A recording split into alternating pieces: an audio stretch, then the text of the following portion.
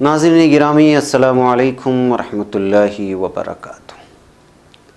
میں ہوں آپ کا میزبان انصار عزیز ندوی، اور آپ اس وقت سیدھی بات ٹی وی چینل کے جاری پروگرام پیغام فرقان کی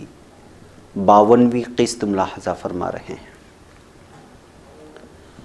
ناظرین، آج بھی ہم سورہ بقرہ کی 30ویں آیت پر ہی مزید کچھ اور معلومات پیش کر رہے ہیں۔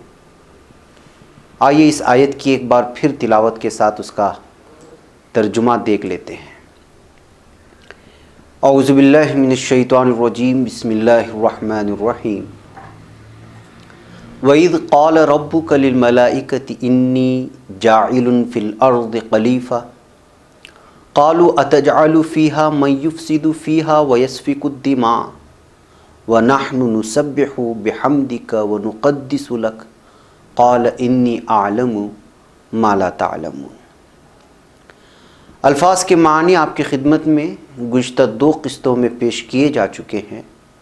البتہ ترجمہ ہم پھر پیش کریں گے تاکہ مضمون ذہنوں میں تازہ رہے۔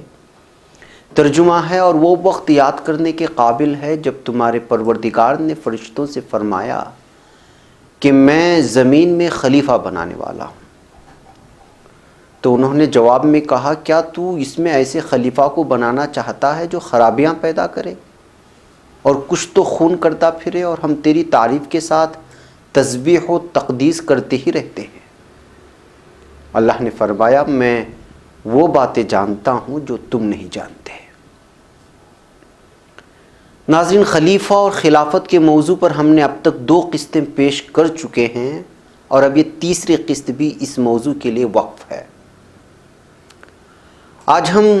ان نظریات کا خلاصہ پیش کرنے کی کوشش کریں گے جو ہمارے بزرگ مفسرین صاحبان نے پیش کی ہے۔ اللہ تعالیٰ نے فرشتوں کے اندیشوں کے جواب میں کہا تھا، انی اعلم ما لا تعلمون، یعنی میں وہ باتیں جانتا ہوں جو تم نہیں جانتے۔ غرض کے جو حقیقی حکمت ہے اور جو انسان کی تخلیق کے مقصد کی تفصیلات ہیں، وہ میرے مخصوص علم میں ہے جو تمہیں معلوم نہیں۔ فرشتوں نے جب یہ سنا تو پوچھا کہ خلیفہ کی حیثیت کیا ہوگی، اور جواب میں کہا گیا کہ اس کی اولاد میں ایسے لوگ بھی ہوں گے جو خلافت کے اس منصب کو چھوڑ دیں گے اور زمین میں فساد کرتے پھریں گے، حسد و بغض کریں گے، قتل و خون کریں گے، مگر ان میں جو لوگ اپنے منصب خلافت کے پاسدار ہوں گے وہ عدل و انصاف کریں گے اور زمین میں میرے احکام جاری کریں گے، اور یہی اس خلیفہ یا حضرت آدم علیہ السلام کی تخلیق کا اصل مقصد ہوگا۔ اگرچہ عام طور پر مفسدین سمیت سارے ہی خلیفہ ہی کہلائیں گے، لیکن جو اللہ تعالیٰ کے منشا کو پورا کرنے والے ہوں گے وہ اصطلاحاً اصل خلیفہ ہوں گے، جو فساد کے بجائے عدل،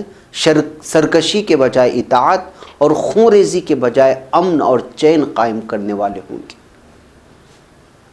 اور جو اس کے برعکس کریں گے وہ عمومی خلیفہ ہونے کے باوجود منشائے الہی کی تکمیل کرنے والے خلیفہ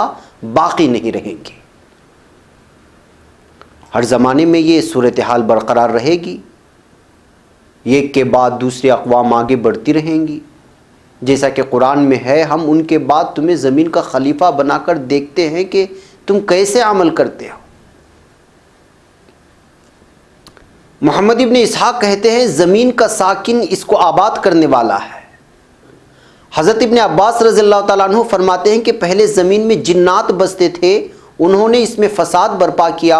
اور خون بہایا اور قتل و غارت گری دکھائی۔ ان فسادیوں کی سرکوبی کے لیے ابلیس کو بھیجا گیا، اس نے اور اس کے ساتھیوں نے ان فسادی جناتیوں کو مار مار کر جزیروں اور پہاڑوں میں بھگا دیا، پھر حضرت آدم علیہ السلام کو پیدا کر کے زمین میں بسایا، تو گویا یہ ان پہلے والوں کے یا جناتوں کے خلیفہ اور جانشین ہوئے،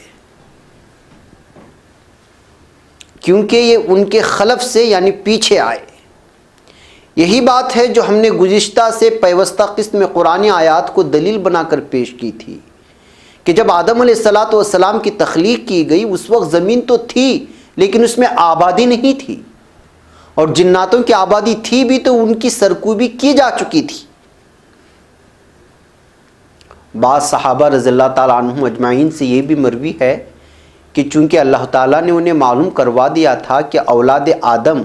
یہ اور اس طرح کے کام کرے گی، تو جنات کے سابقہ فساد پر انہوں نے بنی آدم کے فساد کو قیاس کر کے یہ سوال کیا تھا۔ کیا سوال کیا تھا کہ کیا تم ایک ایسے آدمی کو بناؤ گے، ایسی مخلوق کو بنانے جا رہے ہو جو فساد مچائے گا، جیسا کہ ہم پچھلے قسطوں میں کہتے ہوئے آئے ہیں۔ حضرت عبداللہ ابن عمر رضی اللہ تعالیٰ عنہ سے روایت ہے کہ آدم علیہ السلام سے 2000 سال پہلے سے جنات زمین میں آباد تھے۔ ابو العالیہ فرماتے ہیں فرشتے بدھ کے دن پیدا ہوئے اور جنات کو جمعرات کے دن پیدا کیا، اور جمعہ کے دن حضرت آدم علیہ السلام پیدا ہوئے۔ حضرت حسن اور حضرت قتادہ کا قول ہے کہ اللہ تعالیٰ نے انہیں خبر دی تھی کہ ابن آدم ایسا اور ایسا کریں گے، اور اسی بنا پر انہوں نے سوال کیا۔ امام ابن جریر فرماتے ہیں کہ اس سوال کی انہیں اجازت دی گئی تھی اور یہ بھی معلوم کرا دیا گیا تھا کہ یہ مخلوق نافرمان بھی ہوگی، تو انہوں نے نہایت تعجب کے ساتھ اللہ کی مصلحت معلوم کرنے کے لیے یہ سوال کیا، نہ کہ کوئی مشورہ دیا یا انکار کیا یا اعتراض کیا ہو۔ حضرت ابن عباس رضی اللہ تعالیٰ عنہ فرماتے ہیں کہ جب آدم علیہ السلام کی پیدائش شروع ہوئی تو فرشتوں نے کہا ناممکن ہے کہ کوئی مخلوق ہم سے زیادہ بزرگ اور عالم ہوگی، یعنی جاننے والی ہوگی۔ تو اس پر یہ امتحان اللہ کی طرف سے آیا اور کوئی مخلوق امتحان سے نہیں چھوٹی۔ زمین اور آسمان پر بھی امتحان کا لمحہ آیا تھا اور انہوں نے سر خم کر کے اطاعت الہیہ کے لیے آمادگی ظاہر کی۔ فرشتوں کی تسبیح و تقدیس سے مراد اللہ تعالیٰ کی پاکی بیان کرنا، نماز پڑھنا، بے ادبی سے بچنا، بڑائی اور عظمت کرنا ہے، فرما برداری کرنا ہے، سبوح قدوس وغیرہ پڑھنا ہے۔ قدس کے معنی پاک کے آتے ہیں، پاک زمین کو مقدس بھی کہتے ہیں۔ رسول اکرم صلی اللہ علیہ وسلم سے سوال کیا جاتا ہے کہ کون سا کلام افضل ہے؟ جواب دیتے ہیں وہ جسے اللہ تعالیٰ نے اپنے فرشتوں کے لیے پسند فرمایا، سبحان اللہ و بحمدہ۔ یہ صحیح مسلم کی روایت ہے۔ حضور اکرم صلی اللہ علیہ وسلم نے معراج والی رات آسمانوں پر فرشتوں کی یہ تسبیح سنی، سبحان اللہ العلی الاعلی سبحانہ۔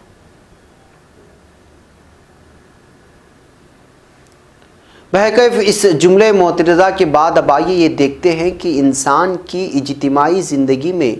ایک خلیفے کے فرائض کیا ہوتے ہیں اور خلافت کی نوعیت کیا ہے، جو بہت زیادہ آج کل بولی جاتی ہے۔ اور خلیفہ کے ضمن میں اسلامی نظام سیاست کا تصور کیسے وجود میں آتا ہے۔ امام قرطبی وغیرہ نے اس آیت سے استدلال کیا ہے کہ خلیفہ کا مقرر کرنا واجب ہے تاکہ وہ لوگوں کے اختلافات کا فیصلہ کرے، ان کے جھگڑے چکائے، مظلوم کا بدلہ ظالم سے لے، حدیں قائم کرے، برائیوں کے مرتکب لوگوں کو ڈانٹے ڈپٹے وغیرہ۔ ظاہر ہے ایک اسلامی سیاسی نظام قائم کیے بغیر ان امور کا نفاذ ممکن نہیں، چونکہ یہ کام واجب ہیں اور یہ بغیر امام کے پورے نہیں ہو سکتے، اور جس چیز کے بغیر واجب پورا نہ ہو وہ بھی واجب ہو جاتی ہے، لہٰذا خلیفہ کا مقرر کیا جانا واجب ثابت ہوتا ہے۔ امامت یا تو قرآن و حدیث کے ظاہری لفظوں سے ملے گی، جیسا کہ اہل سنت کی ایک جماعت کا حضرت ابوبکر صدیق رضی اللہ تعالیٰ عنہ کی نسبت خیال ہے کہ ان کا نام حضور اکرم صلی اللہ علیہ وسلم نے خلافت کے لیے لیا تھا، یا قرآن و حدیث سے اس کی جانب اشارہ موجود ہے، جیسے اہل سنت کی دوسری جماعت کا خلیفہ اول کی بابت خیال ہے کہ اشارتاً ان کا ذکر حضور اکرم صلی اللہ علیہ وسلم نے خلافت کے لیے کیا، یا یہ خلیفہ اپنے بعد دوسرے کو نامزد کر جائے،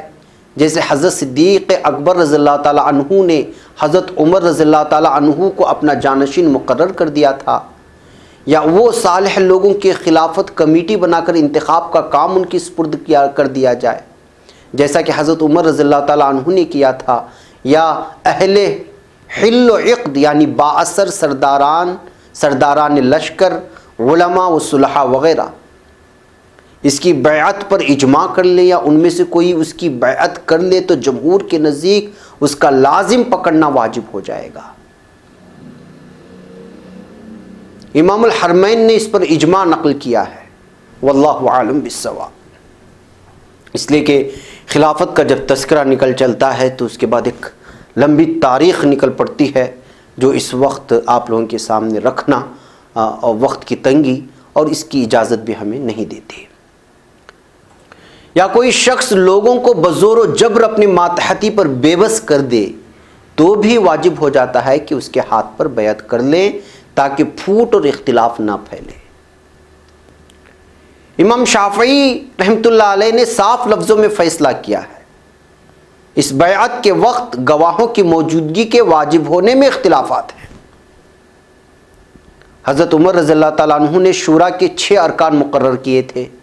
پھر انہوں نے حضرت عبد الرحمن ابن عوف رضی اللہ تعالیٰ عنہ کو مختار کر دیا تھا، اور آپ نے حضرت عثمان رضی اللہ تعالیٰ عنہ کے ہاتھ پر باقی چاروں کی موجودگی میں بیعت کی، لیکن اس استدلال میں اختلاف ہے، واللہ اعلم۔ امام کا مرد ہونا، آزاد ہونا، بالغ ہونا، عقل مند ہونا، مسلمان ہونا، عادل ہونا، مجتہد ہونا، آنکھوں والا ہونا، صحیح سالم اعضاء والا ہونا، فنون جنگ سے اور رائے سے خبردار ہونا، قریشی ہونا واجب ہے اور یہی صحیح ہے۔ ہاں، ہاشمی ہونا اور خطا سے معصوم ہونا شرط نہیں ہے۔ بہرکیف ناظرین، خلیفہ اور خلافت پر جو ایک لمبا موضوع ہے، جیسا کہ میں نے یہاں کہا ہاشمی ہونا اور خطا سے معصوم ہونا شرط نہیں، اس پر بھی ایک الگ موضوع قائم ہو جاتا ہے۔ جو لوگ اس طرح کی کتابوں کا مطالعہ کرتے ہیں ان لوگوں کو معلوم ہونا چاہیے کہ کس قدر لمبا موضوع ہے، اور خلافت کو لے کر کے اس کے بعد جو اختلافات ہوئے، جس طرح کہ آج بھی بحث چلتی ہے، بالخصوص